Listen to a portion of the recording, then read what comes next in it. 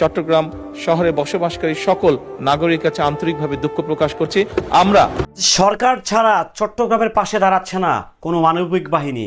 আজ সরকার দলীয় প্রধান ছাড়া, সরকার দলীয় দলের নেতাকর্মী ছাড়া, কিংবা সরকার প্রধান বাংলাদেশ সরকারের অর্থনৈতিক তহবিল থেকে সহযোগিতা ছাড়া অন্য কোনো বাহিনী তথা মানবিক ফেরিওয়ালারা কিন্তু তাদেরকে দেখা যাচ্ছে না কোনোভাবেই চট্টগ্রামের আশেপাশের এরিয়াতে। অথচ এই চট্টগ্রাম থেকে কিংবা এই চট্টলা থেকেই সবার আগে ত্রাণ নিয়ে বাংলাদেশের যেসব দুর্যোগ থাকে সেই সব এলাকাতে দলে বলে ছুটে যান সেই বীর চট্টলার সেই বীর ছেলেমেয়েরা। আজকে তারা পানিবন্দী হয়ে বসে আছে শুধু সরকার আর হয়তোবা বিরোধী দল, হয়তোবা আরও কিছু কয়েকটা ছোট্টখাটো ফাউন্ডেশন, তার সঙ্গে অন্যতম আসন্না ফাউন্ডেশন ছাড়া আমি আহামরিভাবে একজন দেশের নাগরিক হয়ে আসলে কাউকেই দেখছি না। সরকার প্রধান তো তার জায়গা থেকে যথেষ্ট পরিমাণ করতেছে, তার দলের নেতাকর্মী যথেষ্ট পরিমাণ করতেছে, বাট 10 মিলে করি কাজ হারি যেতে নাহিলাজ, সেই ব্যাপারটা যেন এবার চট্টলার ক্ষেত্রে কিংবা চট্টগ্রামের ক্ষেত্রে ঘটছে না। যেই চট্টগ্রাম সবার আগে সিলেট সুনামগঞ্জে দাঁড়িয়েছিল, যেই চট্টগ্রাম সবার আগে মানবিকতা কাকে বলে দেখিয়েছিল, সেই চট্টগ্রামে আজ চরম মানব সংকটে ভুগছেন। আপনারা অবগত আছেন প্রায় 6 লাখেরও অধিক মানুষ পানিবন্দী হয়ে আছে। সরকার দল থেকে নানা রকমভাবে চেষ্টা করা হচ্ছে, নানা রকমভাবে যথেষ্টটা দিয়ে তাদের সর্বশ্রেষ্ঠ দিয়ে চেষ্টা করা হচ্ছে।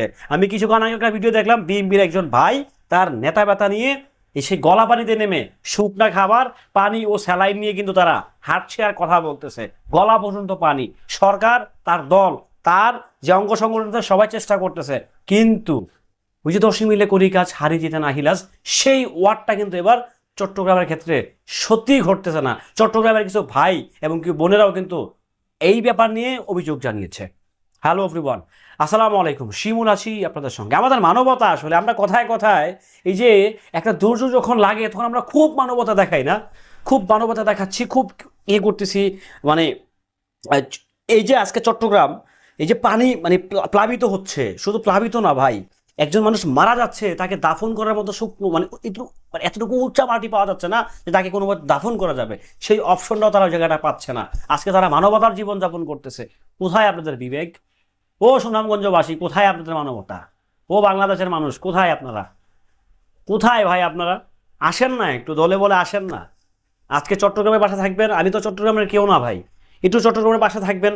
সরকার যেরকম চেষ্টা করতেছে, তার দল চেষ্টা করতেছে, বিভিন্ন দল চেষ্টা করতেছে, বিভিন্ন সংস্থা চেষ্টা করতেছে, কিন্তু 10-এর তো হাত লাগবে। এখানে 2টা হাত দিয়ে তো হবে না, এখানে 10-এর হাত লাগবে ভাই। আসেন না, একটু মানবতার হাত একটু বাড়ান না ভাই। কি হবে ভাই? 2টা বাসায় স্প্রিং বোর্ড দেন, নৌকা দেন, যা ভাল লাগে দেন, মানুষগুলো উদ্ধার করেন না ভাই। মানে আমাদের মানবতা আজকে কোথায় হারিয়ে গেল বুঝলাম না। 2024 সালে কি লোক দেখানো কিছু ছিল? বড় আফসোস। এই চট্টগ্রামবাসী সবার আগে কিন্তু ঝাঁপিয়ে পড়েছিল, এখনো পড়বে। আমার দীর্ঘ বিশ্বাস এই চট্টলাবাসীর মন অনেক বড়। বাংলাদেশের সকল জেলাবাসীরই মন আলহামদুলিল্লাহ অনেক বড়, বাংলাদেশের মানুষগুলোর মনে অন্যরকম, কিন্তু এবার জানি কেমন একটু ভিন্নতা দেখতে পেতেছি চট্টগ্রামের ক্ষেত্রে। বুঝতেছি না আসলে কেন সেটা। যাই হোক, ভালো থাকবেন, সুস্থ থাকবেন ভাই। আমি কাউকে হার্ট করার জন্য বলতেছি না, আপনারা যেভাবে যতটুকু পারেন। দেখেন অনেকগুলো ফাউন্ডেশন অলরেডি খুলেছে, কিংবা একদম ট্রাস্টেড কিছু ফাউন্ডেশন আছে, যেমন হচ্ছে আসুনা ফাউন্ডেশন। আপনারা চাইলে সেখানে ডোনেট করতে পারেন, শুকনা খাবার, চিরামুড়ি থেকে শুরু করে ওর স্যালাইন, ওষুধ, যা পারেন যতটুকু পারেন তাদেরকে ডোনেট করেন, কিংবা হচ্ছে নগদ অর্থ ডোনেট করেন, যেটা ভাল লাগে ভাই করেন। একটু মানবতার হাত বাড়িয়ে দেন ভাই। দেশটা তো আমার, দেশটা তো আপনার, দেশটা তো আমাদের কি মিলেই এই দেশ আবার করতে হবে। এই দুর্যোগ কোনো ষড়যন্ত্রের দুর্যোগ না, দেশের প্রাকৃতিক দুর্যোগ, সেটা আসবেই। এটাকে আমাদেরকে মোকাবেলা করতে হবে, এটাকে নিয়ে আমাদেরকে বেঁচে থাকতে হবে। ভালো থাকবেন, সুস্থ থাকবেন, আল্লাহ হাফেজ।